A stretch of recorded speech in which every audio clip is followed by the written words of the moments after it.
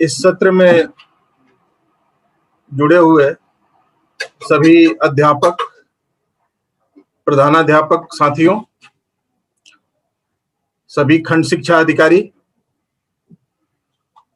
EMIS के staff, जिला समन्वयक और वो सभी लोग जो आज के इस सेशन से जुड़े हैं, मैं सभी का हार्दिक स्वागत, अभिनंदन करता हूं। मैं माधव तिवारी, राज्य परियोजना कार्यालय में वरिष्ठ विशेषज्ञ हूं और आज के इस सत्र के बारे में, इस सत्र के बैकग्राउंड और इसके उद्देश्य के बारे में संक्षेप में मैं आपसे 2 मिनट बात करना चाहूंगा। आप सबको पता है कि हमारे विद्यालयों में पढ़ने वाले छात्र छात्राओं को सरकार की ओर से बहुत सारी सुविधाएं उपलब्ध कराई जाती हैं। फिलहाल जब विद्यालय बंद हैं, इस स्थिति में भी बच्चों को खाद्यान्न और कन्वर्जन कास्ट की राशि उनके खाते में या उनके अभिभावकों के खाते में भेजी जा रही है। अन्य जो सुविधाएं हैं, यूनिफॉर्म, स्वेटर, स्कूल बैग, जूता मोजा आदि जो बच्चों को दी जाती है, उन सब की धनराशि को डीबीटी के माध्यम से भेजा जाना प्रस्तावित है। अभी ये बात प्रस्तावित है, किंतु हम इसकी तैयारी में लगे हुए हैं। इसको लेकर के पूर्व में आपको निर्देश दिए गए थे कि प्रेरणा पोर्टल पर बच्चों के विवरण के साथ साथ उनके माता पिता और अभिभावकों के विवरण को भी अपलोड करें, साथ ही उनके बैंक खातों का विवरण भी अपलोड करें। काफी लोगों ने अपलोड किया भी था और उन्हीं खातों में PFMS के माध्यम से धनराशि हस्तांतरण के लिए जो डेटा प्रेरणा पोर्टल पर उपलब्ध था, उस पे एक परीक्षण किया गया, एक ट्रायल किया गया, डेमो किया गया और उस डेमो के दौरान ये पाया गया कि पोर्टल पर जो अभिभावकों का बैंक अकाउंट उपलब्ध है, उसमें कई सारी त्रुटियां आई। धनराशि भेजने के पहले 3 स्तर पे उसका सत्यापन होता है, वैलिडेशन होता है और तीनों स्तरों के सत्यापन के बाद जो फाइनल और सही डेटा जिस पे हम यहां से धनराशि भेज सकते थे, वो जो हमें मिला वो मात्र 10 से 15% था। 10 से 15% सफलता की दर हो तो ये निश्चित रूप से हम लोगों के लिए निराशाजनक है। फिर तो 100% बच्चों के खातों में भेजने में हमें बरसों मेहनत करनी पड़ जाती। इसलिए जरूरी था कि हम किसी दूसरे विकल्प के पे भी विचार करें जिसमें सफलता की दर अच्छी हो और तब यह तय किया गया कि बैंक खातों के साथ साथ माता पिता अभिभावकों की सहमति से उनका आधार नंबर प्राप्त किया जाए और प्रेरणा पोर्टल पर उनका आधार नंबर भी डाला जाए और उनका आधार नंबर प्रेरणा पोर्टल पर फीड करने के बाद जैसे ही आप सेव करते हैं, वो API के माध्यम से सीधे UIDAI के वॉल्ट में चला जाता है। वो उस पे शो नहीं होता है, बल्कि उसके जगह पे सेव करने के बाद आधार नंबर शो नहीं होगा। अगर वो आधार नंबर सही है तो उसके जगह पे एक रेफरेंस की या कहिए कि कोड, एक अलग कोड प्रदर्शित होगा जिसके आधार पे बाकी का काम किया जाएगा। तो इसलिए थोड़ा सा परिवर्तन करना पड़ा और आपको नए निर्देश भेजने पड़े कि जो फीडिंग आप कर रहे थे बच्चों और अभिभावकों की प्रेरणा पोर्टल पर, उसमें आधार को भी सम्मिलित कर लिया गया है और प्रत्येक अभिभावक से उसके सहमति पत्र का प्रारूप भी आपको प्रेषित किया गया है। उसी प्रारूप पर सहमति पत्र प्राप्त करना है, उनका आधार नंबर प्राप्त करना है और जो कॉलम दिया गया है, जो जगह दी गई है भरने के लिए, उस पे बिल्कुल सही आधार नंबर भरना है और उनका नाम, पेरेंट्स का नाम जैसा कि आधार में लिखा हुआ है बिल्कुल उसी तरह से, उसमें तनिक भी कोई त्रुटि नहीं होनी चाहिए। स्पेलिंग जैसा है वैसा ही, ऐसा ना हो कि सीता की स्पेलिंग वहां SITA लिखा हुआ है, आपने SEE लिख दिया, तो फिर वो नहीं हो पाएगा, वो मिसमैच हो जाएगा और वो आधार ऑथेंटिकेट हो नहीं पाएगा, फिर आपको दोबारा उस पर परिश्रम करना पड़ेगा। इसलिए बेहतर है कि जिस तरह का आधार में उनका नाम, गार्जियन का नाम लिखा हुआ है, बिल्कुल उसी तरह से हूबहू नाम लिखे, प्रेरणा पोर्टल पे अपलोड करें, आधार नंबर उनका सही लिखें और उनका जेंडर, लिंग, उसमें पूछा गया है पुरुष या महिला, वो उनका सही डालें। अगर इतना काम आप कर देते हैं तो फिर हमारी सफलता की दर 100% होगी। बस उसके बाद केवल एक काम करना शेष रह जाएगा कि आपको अभिभावकों को एक मैसेज देना पड़ेगा कि सभी लोग जिनके बैंक खाते आधार से सीडेड नहीं है वो अपने खातों की सीडिंग करा लें, या अगर बहुत दिनों से उन खातों में कोई ट्रांजैक्शन नहीं हुआ है, किसी प्रकार के पैसे का लेन देन नहीं हुआ है, तो कम से कम 10, 20, 50, 100 रुपए का ही लेन देन करके एक बार उसको अपडेट कर लें ताकि वो खाता चालू हालत में रहे। ये दो महत्वपूर्ण चीजें हैं। अगर ये दो चीजें हो गई, सही फीडिंग हो गई, बिल्कुल शुद्ध रूप से त्रुटि रहित, और खाता आधार से सीड होकर के ऑपरेशनल हो गया, तो फिर 100% उनके खातों में पैसा आसानी से चला जाएगा। ये डीबीटी मॉड्यूल के बारे में इसका उद्देश्य, और इसका चूंकि एक नई चीज जोड़ी गई थी, पीछे के जो अकाउंट बेस्ड वाले जो आप लोग भर रहे थे उसमें कई बार लाइव सेशन हुआ था और आपको चीजें बताई गई थी, लेकिन चूंकि ये आधार का नया फील्ड उसमें क्रिएट किया गया, उस पेज में नई चीज जोड़ी गई, तो जरूरी था कि आप लोगों से एक बात की जाए और इसकी तकनीकी बारीकियों के बारे में आपको बताया जाए, इसलिए ये सेशन आज का आयोजित किया गया। दूसरा, एक और निर्देश आपको गया हुआ है स्टूडेंट काउंट मॉड्यूल का, जिसमें 31 मार्च 2021 की स्थिति के अनुसार कक्षावार बालक बालिकाओं की और कुल संख्या फीड की जानी है विद्यालयवार। इसमें कुछ प्रश्न आ रहे थे, कुछ लोग कंफ्यूज थे कि 31/3/2021 लिखा हुआ है, उसमें क्या कक्षा 5 और कक्षा 8 वाले बच्चों को रखा जाएगा, नहीं रखा जाएगा। इसके संबंध में बड़ा स्पष्ट मैं आपको बता दूं कि बच्चों की कक्षोन्नति जो होती है, जो प्रमोशन होता है, वो 1 अप्रैल से लागू होता है। 31 मार्च तक के सेशन में बच्चा जिस क्लास में था उसी क्लास में रहता है, तो कक्षा 5 और 8 में जो बच्चे थे उनका भी विवरण उसमें दर्ज होगा, उनकी भी संख्या उसमें दर्ज की जाएगी।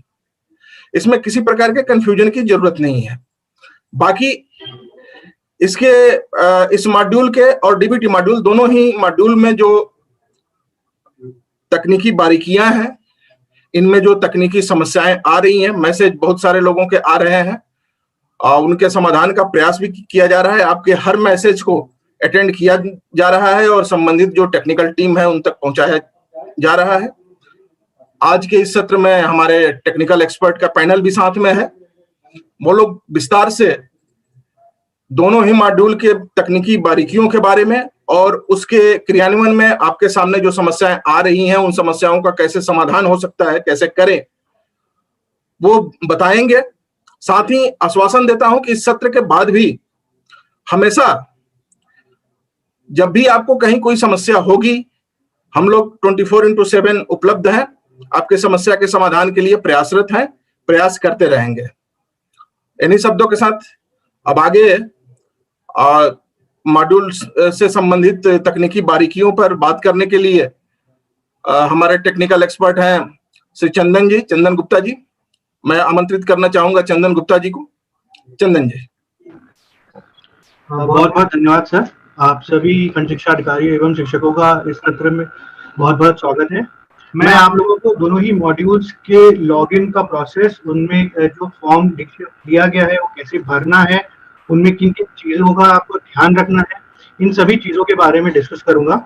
मैं अपनी स्क्रीन एक बार शेयर कर देता हूँ। मैं सबसे पहले आप लोगों को ये एक बार यूजर मैनुअल के थ्रू आपको डिटेल में एक बार बता दूंगा कि कैसे कैसे भरना है। इसके बाद मैं आपको पोर्टल पे जाके एक बार एक सैंपल फॉर्म भर के वो भी दिखाऊंगा कि आपको किन किन चीजों का उसमें ध्यान रखना है। ये जो आपको इस टाइम पेज दिख रहा होगा, ये आपके सामने ये लॉगिन की स्क्रीन है हमारी, जिसमें टीचर को लॉगिन करना है। यहाँ पे अगर आप बैंक डेटा अपलोड वाले सेक्शन में जाएंगे, इसमें सबसे ऊपर टीचर लॉगिन का ऑप्शन आता है। इस टीचर लॉगिन के ऑप्शन पे आपको क्लिक करना है। इसके बाद आपको सेकेंड ऑप्शन में यहाँ पे आपको लॉगिन की स्क्रीन दिखेगी, जिसमें आपको सबसे पहले 2 मॉड्यूल दिए गए, एक डीबीटी और एक बैंक अपलोड। आपको डीबीटी वाले सेक्शन पर सेलेक्ट करके अपना रजिस्टर्ड मोबाइल नंबर इसमें एंटर करना है और उसके बाद वेरीफाई पे क्लिक करना है। इसके बाद आपको एक ओटीपी आएगा आपके फोन में, जिस ओटीपी को आपको इसमें डालना है। ओटीपी पे हो सकता है कभी कभी कोई डिले हो सकता है, ये नेटवर्क का ऑपरेटर की वजह से इशू हो सकता है कि हो सकता है ओटीपी आपको 2 मिनट 3 मिनट बाद मिले। तो अगर ऐसी कोई समस्या आ रही है तो आप थोड़ा सा उसमें धैर्य बरतें और 2-3 मिनट का इंतजार करें और तत्पश्चात दोबारा लॉगिन करने का ट्राई करेंगे तो ओटीपी आपके फोन में संभवतः आ जाएगा उस टाइम। एक बार आपने लॉगिन कर लिया तो आपको कुछ इस प्रकार की स्क्रीन दिखेगी। यहाँ पे आपको बेनिफिशियरी फंड ट्रांसफर करके एक मॉड्यूल दिया गया है। आप जब इस पे क्लिक करेंगे तो आपको उसका अंदर का जो फॉर्मेट है वो विजिबल हो जाएगा, जिसकी स्क्रीन कुछ इस प्रकार दिखेगी आपको। यहाँ पर आपको जब डायरेक्ट बेनिफिशियरी ट्रांसफर के मॉड्यूल के अंदर आएंगे तो आपको देखिए इसमें कई सारी विंडोज दिख रही होंगी, लेकिन आपको पेंडिंग फॉर टीचर वेरिफिकेशन, जितने भी टीचर्स लॉगिन करके डेटा भरना स्टार्ट करेंगे उनको पेंडिंग फॉर टीचर्स वेरिफिकेशन वाले जो नंबर है उसके ऊपर क्लिक करना है।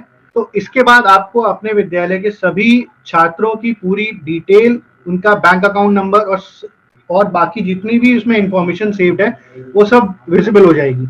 मैं नेक्स्ट स्क्रीन पे आपको दिखाऊंगा कि इस पे जब आप क्लिक करेंगे तो आपको कैसी स्क्रीन आपको दिखाई देगी। जब आप यहाँ पे आप टीचर वेरिफिकेशन पे क्लिक करेंगे, जो नंबर दिया हुआ है उस पे, उसके बाद आपको कुछ इस प्रकार की स्क्रीन दिखाई देगी, जिसमें आपको अपनी इंफॉर्मेशन, डिस्ट्रिक्ट, एरिया टाइप, विद्यालय का यूडाइस कोड, सत्र और उसके नीचे जितने भी बच्चे वहां आपके विद्यालय में एनरोल्ड हैं उनका पूरा डिटेल दिखाई देगा। आप इस स्क्रीन पे देख सकते हैं कि कुछ बच्चों का अकाउंट नंबर ऊपर ब्लैंक आ रहा है तथा कुछ बच्चों का भरा गया है। तो जिन भी बच्चों के अकाउंट नंबर या फिर उनके अभिभावक के अकाउंट नंबर इसमें नहीं भरे गए हैं, उनका उस ऑप्शन को भरने के लिए आगे अगर आप देखेंगे तो एक ब्लू कलर का बटन लगा हुआ है जिसमें अपडेट लिखा हुआ है। आप इस बटन पे अपडेट क्लिक करेंगे तो आपको एक नई स्क्रीन मिलेगी, जिसके अंदर आपको उनके अभिभावक का अकाउंट नंबर, उस बच्चे की कोई फील्ड अगर गलत भरी गई है उसको सही करने का ऑप्शन, ये दोनों ही चीजें मिलेंगी। जब आप इस अपडेट बटन पे क्लिक करेंगे तब आपको इसकी नेक्स्ट स्क्रीन दिखेगी जो कि इस प्रकार होगी। इसमें आपको स्टूडेंट का डिटेल जो कि पहले से भरा हुआ है वो दिखाई देगा। इसके आगे जो गार्जियन से हम लोग उनकी सहमति ले रहे हैं उस पर आपको चेक करना होगा। उसको आई एक्सेप्ट करते हुए आगे बढ़ेंगे तो उसमें रिलेशनशिप गार्जियन, बच्चे का उस अभिभावक या माता पिता के संग क्या संबंध है उसको सेलेक्ट करते हुए फादर, मदर, ग्रैंड पेरेंट्स हैं, अगर उसके ग्रैंडफादर, ग्रैंड मदर है या अदर लोकल गार्जियन है, उस ऑप्शंस को सेलेक्ट करते हुए आप आगे बढ़ेंगे। इसके बाद सबसे पहले आपको गार्जियन का आधार नंबर, जो 12 डिजिट का आधार नंबर आपको मिला हुआ है, उसको बहुत ही ध्यानपूर्वक इस फील्ड में भरा जाएगा। और ध्यान रहिए, जब भी आप एक बार भरते हैं कोई भी आधार नंबर, उसको आप एक बार दोबारा उनके आधार कार्ड से मिलान जरूर कर लें। इसके बाद गार्जियन का नेम, जैसा कि आधार कार्ड में लिखा हुआ है बिल्कुल उसी तरह से गार्जियन का नेम एकदम सही स्पेलिंग के संग आपको इसमें भरना होगा और उनका जेंडर सेलेक्ट करना होगा।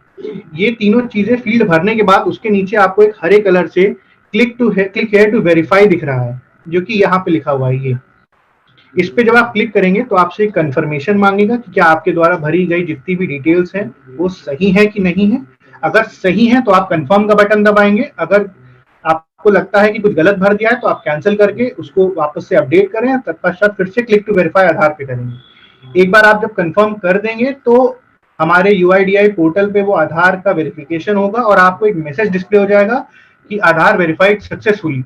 अगर दिए गए आधार में कोई गलती है या नाम में कोई गलती है तो आपको मैसेज आ जाएगा कि आधार वॉज इनवैलिड। इस तरह से हम आधार का चेक कर लेंगे। अगर आपको आधार इनवैलिड का मैसेज आता है तो आप अभिभावक को बोल सकते हैं कि आप जाकर वहाँ लोकल कस्टमर केयर सेंटर या जो आधार के केंद्र बने होते हैं वहां जाके अपना आधार चेक करवा लें, जो भी उसमें त्रुटियां हो वो सही करवा लें। तत्पश्चात फिर से आप उनका आधार दोबारा से फीड कर सकते हैं और एक बार सही होने के बाद।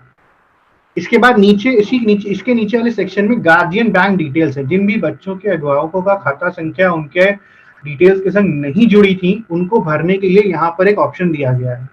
इसमें आपको उस बैंक का IFSC कोड भरना होगा, उस बैंक का जो अभिभावक का अकाउंट नंबर है वो भरना होगा। ये दोनों ही फील्ड बहुत ही ध्यानपूर्वक भरी जानी है और एक बार कंफर्मेशन के लिए दोबारा अकाउंट नंबर भरवाया जाता है नीचे।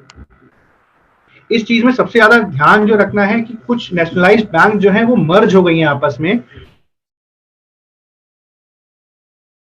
तो हो सकता तो उस केस में जैसे आपकी इलाहाबाद बैंक है एक एग्जांपल के तौर पे, एक इलाहाबाद बैंक है जो कि आपकी इंडियन बैंक हो गई है, तो उस केस में अगर आपकी IFSC कोड जो होगा वो इंडियन बैंक का भरना होगा। IFSC कोड नहीं पता है तो उनसे बोलिए जो नया IFSC कोड है वो बैंक में जाके पता करें और उसके बाद वो आप कंफर्म करें। तो जो भी मर्ज्ड बैंक्स हैं, जो अब नया अपडेटेड IFSC कोड है उस बैंक का वही भरना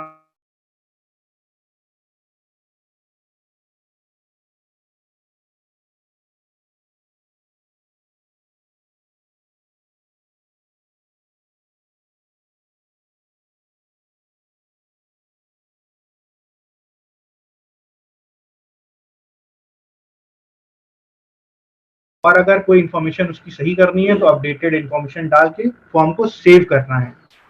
एक बार आपने सेव कर दिया फिर ये इन्फॉर्मेशन अपडेट नहीं हो पाएगी, तो जो भी आप इन्फॉर्मेशन भरेंगे वो बहुत ही ध्यानपूर्वक भरनी होगी। अब मैं आपको पोर्टल पे जाके एक सैंपल लॉगिन करके दिखाऊंगा और उसमें कैसे इन्फॉर्मेशन भरनी है वो भी बताऊंगा इसके साथ।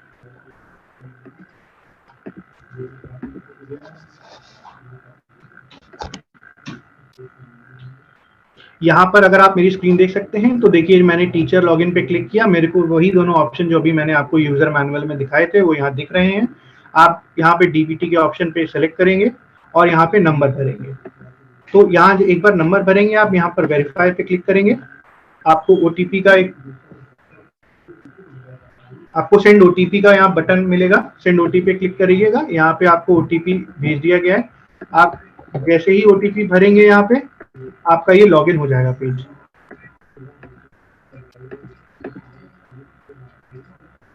देखिए जो स्क्रीन मैंने वहां पे दिखाई थी वही स्क्रीन बिल्कुल यहाँ पर आपको दिख रही है। यहाँ पे आपको DBT डायरेक्ट बेनिफिशियरी ट्रांसफर का जो मॉड्यूल है वो यहाँ पे लाइव लगा हुआ है। आपको इस पे क्लिक करना है और जैसे आप इस पे क्लिक करेंगे आपको जो पेज मैंने दिखाया था अभी वो वहां पे अवेलेबल हो जाएगा। ये देखिए जो मैंने स्क्रीन आपको दिखाई थी, कितने एनरोल्ड स्टूडेंट्स हैं और कितने यहाँ पे पेंडिंग फॉर टीचर वेरिफिकेशन है। आपको इस पेंडिंग फॉर टीचर वेरिफिकेशन, ध्यान रखिएगा आप टीचर्स को सिर्फ पेंडिंग फॉर टीचर वेरिफिकेशन वाले पे क्लिक करना है। उस पे जब आप क्लिक करेंगे तो आपको वो जो DCF फॉर्मेट मैंने आपको दिखाया था वैसा खुल के आ जाएगा। अगर आप मेरी स्क्रीन देख सकते हैं तो इसमें देखिए आपके स्कूल की सारी इंफॉर्मेशन, उसका यूडाइस कोड, सत्र, ब्लॉक, टाउन, स्कूल की कैटेगरी सब अवेलेबल है। इसके नीचे आप देखेंगे तो देखिए बच्चों की सारी इंफॉर्मेशन आ रही है। जितने भी बच्चे उस स्कूल में नामांकित है उन सबकी पूरी इंफॉर्मेशन आ रही है। क्या उनका स्टूडेंट जेंडर है, डेट ऑफ बर्थ क्या है, किस क्लास में पढ़ रहे हैं, SR नंबर क्या है, गार्जियन अकाउंट का पूरी डिटेल भरी हुई है। इसमें रिलेशनशिप विद गार्जियन और ये सब अवेलेबल है। इसमें देखिए जो मैंने आपको अपडेट का बटन दबाया, अपडेट का बटन दिखाया था वो यहाँ पे अवेलेबल है। जैसे अगर किसी बच्चे का नॉट वेरीफाइड स्टेटस है आधार का, तो मैं जैसे उस पर अपडेट पे क्लिक करता हूँ। जैसे यहाँ पे ये मैंने क्लिक किया तो मुझे जो फॉर्म मैंने आपको अभी बताया था वो देखिए बिल्कुल वही फॉर्म यहाँ पर खुल के आएगा। इसमें आपको यहाँ पे चूंकि इस बच्चे का आधार अभी वेरीफाइड नहीं है तो ये जो फील्ड्स आपको दिख रही हैं जैसे कि student name, student date of birth, gender, class name, उसका एड्रेस, ये सारी फील्ड्स ओपन दिख रही हैं, ओपन टू एडिट है ये अभी। इसमें आप बदल सकते हैं। जिन बच्चों का आधार वेरीफाइड हो गया होगा उसमें ये आपको फील्ड एडिट करने को नहीं मिलेंगी। उसमें आपको यहाँ नीचे दिए गए ऑप्शन पे जाके सेलेक्ट करना होगा और तत्पश्चात जो भी फील्ड आपको अपडेट करनी है वो अपडेट करनी पड़ेगी। अब जैसे यहाँ पे जो लड़का है पंकज, इसकी मैं अपडेट डिटेल्स यहाँ पर आधार वाली भरूंगा। एक सैंपल डिटेल दिखाता हूँ। सबसे पहले मुझे यहाँ पे कंसेंट को अग्री करना होगा, उसमें आई एक्सेप्ट पे क्लिक करना होगा। यहाँ रिलेशन विद गार्जियन लिखा हुआ है। जैसा मैंने बताया था कि फादर, मदर, ग्रैंडफादर और लोकल गार्जियन का ऑप्शन है। सपोज मैं सेलेक्ट करता हूँ फादर। मैंने फादर का रिलेशन सेलेक्ट करने के बाद यहाँ पर मैं एक सैंपल आधार भरूंगा। मैं अपना अभी भर के एक बार डालता हूँ।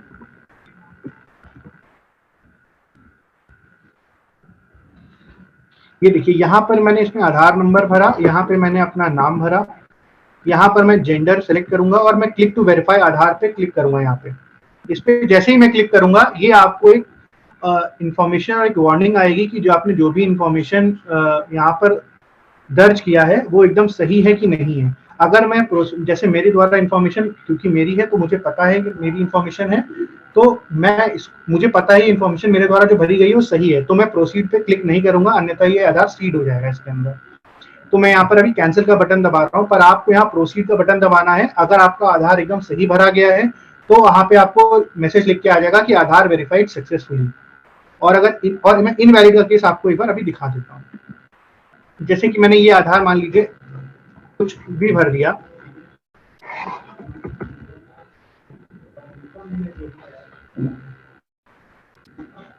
ये मैंने देखिए एक मैंने रैंडम आधार नंबर भर दिया है और नाम डाल दिया। अब मैं क्लिक टू वेरीफाई आधार पे करूंगा, मुझे सेम इंफॉर्मेशन दोबारा दिखेगी। मैं जैसे प्रोसीड पे करूंगा तो देखिए यहाँ पर लिख के आ गया इनवैलिड आधार नंबर। तो इस तरह अगर किसी भी गार्जियन, किसी भी अभिभावक, माता या पिता का आधार नंबर अगर इनवैलिड है तो उसके लिए वो ये यहाँ पे तुरंत मैसेज दे देगा इनवैलिड आधार नंबर। या तो आपसे कुछ गलती हुई है आधार नंबर भरने में, नहीं तो उसके आधार में कोई दिक्कत है जिस वजह से वो वेरीफाई नहीं हो पा रहा है। ये इस चीज का आपको बहुत ध्यान रखते हुए भरना है। इसको आप ओके करेंगे और कैंसिल करेंगे तो और तत्पश्चात ये दोबारा फिर भर सकते हैं आप। इसके बाद नीचे आपको गार्जियन डिटेल्स का भरने को आएगा। यहाँ पर जो भी बैंक का IFSC कोड होगा, आप अभिभावक को जब बुलाएंगे अपने विद्यालयों में और उनसे उनकी पासबुक की कॉपी लेंगे, तो पासबुक की कॉपी में जो भी IFSC कोड है वो यहाँ पे फिल करना है आपको बहुत ध्यानपूर्वक। और तत्पश्चात उसका अकाउंट नंबर जो यहाँ दिया गया है, यहाँ एक बार अकाउंट नंबर भरेंगे तो ये उसको एनक्रिप्ट कर देगा और दोबारा आपसे कंफर्मेशन करने के लिए नीचे सेम अकाउंट नंबर भरवाया जाएगा। जब तक दोनों अकाउंट नंबर अगर सही भरे जाएंगे तो ही ये आगे बढ़ेगा, नहीं तो आपको एक एरर आ जाएगा। ठीक है। इसके बाद एक चेक और है, हो सकता है किसी विद्यालय में एक अभिभावक के दो से ज्यादा बच्चे भी पढ़ रहे हो, तो उस केस में आपको यहाँ पर ये जो एक क्वेश्चन पूछा गया है, क्या परिवार का कोई और बालक या बालिका विद्यालय में पढ़ रहा है, तो आपको अगर पढ़ रहा है तो हाँ पे सिलेक्ट करना है, अगर नहीं पढ़ रहा है तो नहीं पे सिलेक्ट करना होगा। जैसा कि मैंने पहले बताया था आपको कि आपकी अगर विद्यालय में नामांकित छात्र की कोई इंफॉर्मेशन गलत है तो आपको यहाँ पे इस सेक्शन पे सेलेक्ट करना है और ये चेक लगाएंगे तो उसके नीचे आप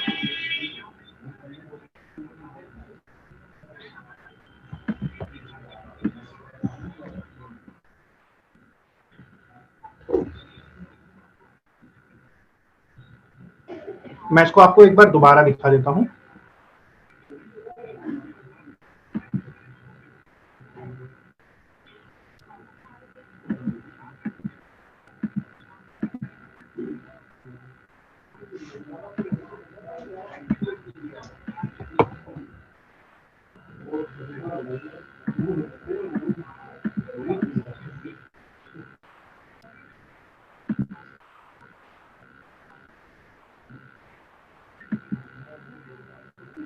देखिए अब मैं यहाँ पर इस बच्चे का जैसे आधार इसका वेरीफाइड है, मैं अपडेट पे जाऊंगा। जैसे ही मैं अपडेट पे क्लिक करूंगा, आप पिछले स्क्रीन पे मेरा दिखा था कि मैं बच्चे की इन्फॉर्मेशन चेंज कर सकता था, ये सारे सफेद थे, इन पे मैं क्लिक करके एडिट कर सकता था। पर अभी आप देखेंगे चूंकि इस बच्चे का आधार वेरीफाइड है तो मुझे ये इन्फॉर्मेशन चेंज करने का ऑप्शन यहाँ पे नहीं मिलेगा। अगर अब जैसे मैं यहाँ पे इस नीचे वाले ऑप्शन पे क्लिक करूंगा, यदि छात्र से संबंधित दर जानकारी में कोई त्रुटि है तो उसको सही करने के लिए चेक करना होगा। तो देखिए मेरे पास 4 ऑप्शन खुल के आ रहे हैं। यदि बच्चे का डेट ऑफ बर्थ में कोई संशोधन करना है तो आप डेट ऑफ बर्थ पे क्लिक करेंगे, उसके आगे उसकी सही जो डेट ऑफ बर्थ है वो यहाँ पर भरेंगे और नीचे अपडेट पे क्लिक कर देंगे। अगर आपको ऐसा लगता है कि SR नंबर में कोई दिक्कत है या गलत दिया हुआ है, आप उसका अपडेटेड SR नंबर यहाँ पर भरेंगे। अगर लगता है आपको कि नाम की स्पेलिंग में कोई गड़बड़ है तो नाम सेलेक्ट करिए, उसका सही नाम भरिए यहाँ पे। अगर लगता है आपको जेंडर उसका गलत भर गया है, कोई फीमेल था उसका मेल हो गया है, मेल का फीमेल हो गया है, तो जेंडर पे सेलेक्ट करेंगे, उसका यहाँ पे जेंडर सेलेक्ट करेंगे और उसके बाद अपडेट कर देंगे। अपडेट करने के बाद सेव का ऑप्शन आएगा, उसको आप जैसे ही सेव करेंगे ये इन्फॉर्मेशन उसके अभिभावक का पूरा अकाउंट, उसका आधार वेरिफिकेशन तथा बच्चे से रिलेटेड जितनी भी इंफॉर्मेशन है ये सब वहां पे सेव हो जाएगी। इसके बाद आपको उसको एडिट करने का ऑप्शन नहीं मिलेगा। तो इसलिए मैं दोबारा ये रिपीट करूंगा कि इसको बहुत ही सावधानी पूर्वक, बहुत ही ध्यान पूर्वक हर इन्फॉर्मेशन को भरें, क्योंकि ये बहुत ही क्रिटिकल इन्फॉर्मेशन है। हम लोग आधार और बैंक अकाउंट में पैसा भेजने वाले हैं, तो उस वजह से इसको बहुत ही ध्यानपूर्वक भरा जाना।